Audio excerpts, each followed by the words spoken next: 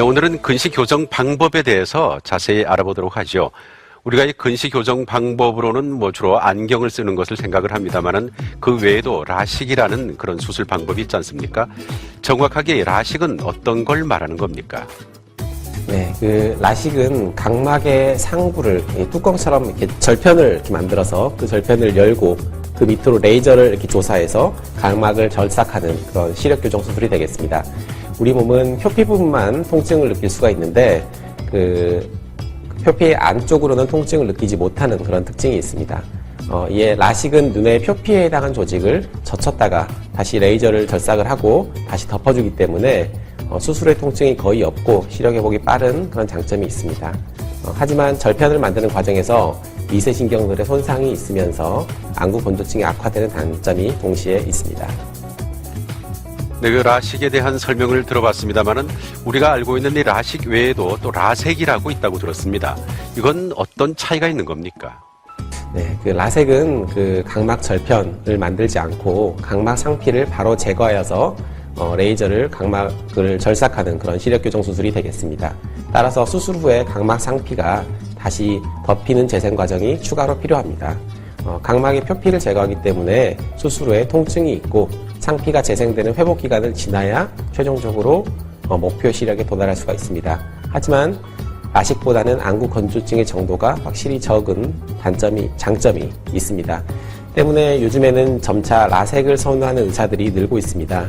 또한 혈청 안약 또는 마이토마이신 등의 약물을 통해서 통증 그리고 회복 기간을 줄이는 방법들이 소개가 되고 저는 과정이 올레이저 방식으로 가능해지면서 라섹 수술의 기존의 단점으로 지적되어 왔던 회복 기간을 단축시키고 그 수술의 정확성이 높아지고 있습니다.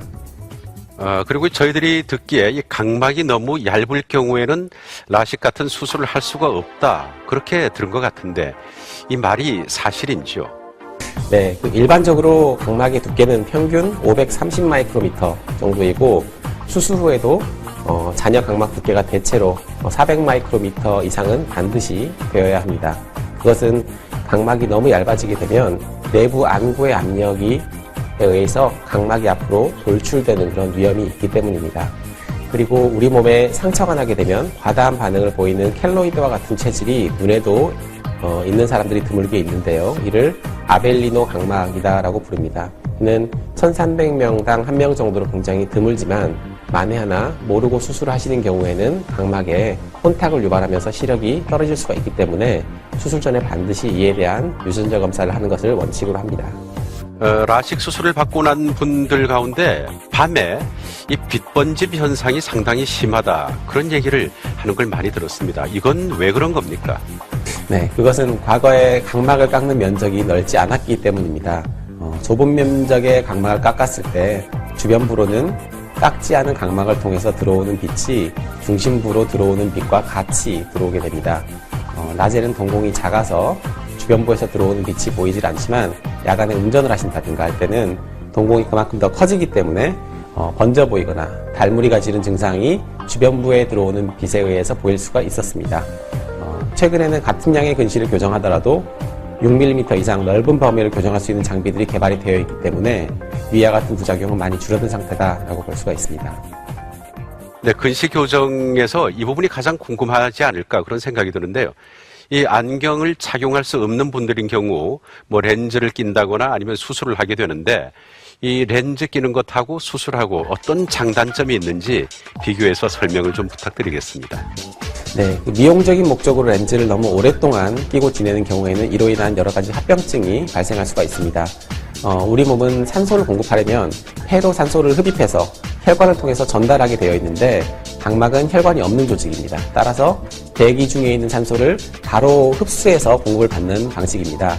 근데 산소 투과도가 더 낮은 서클렌즈 같은 그런 렌즈를 장기간 눈에 대고 사용을 하게 되면 눈에 산소가 부족해지면서 눈 주변에 혈관이 자라 들어가서 충혈이 되는 것입니다. 심한 경우에는 각막에 신생혈관이 자라면서 각막 혼탁이 발생하여서 시력이 떨어질 수도 있습니다. 렌즈를 잘 관리하시면서 사용하시는 경우에는 문제가 없지만 부작용이 발생을 하게 되면 다시 안경을 착용하시는 것이 바람직하고 또 수술을 고려하시는 것도 좋은 방법이 되겠습니다. 네, 말씀 잘 들었습니다. 요즘 뭐 잦은 컴퓨터 사용이라든가 스마트 기기 사용 이런 것들 때문에 우리 눈이 그야말로 혹사를 당하고 있지 않습니까? 그래서 이런 것도 자제하는 것이 또 도움이 되겠고요.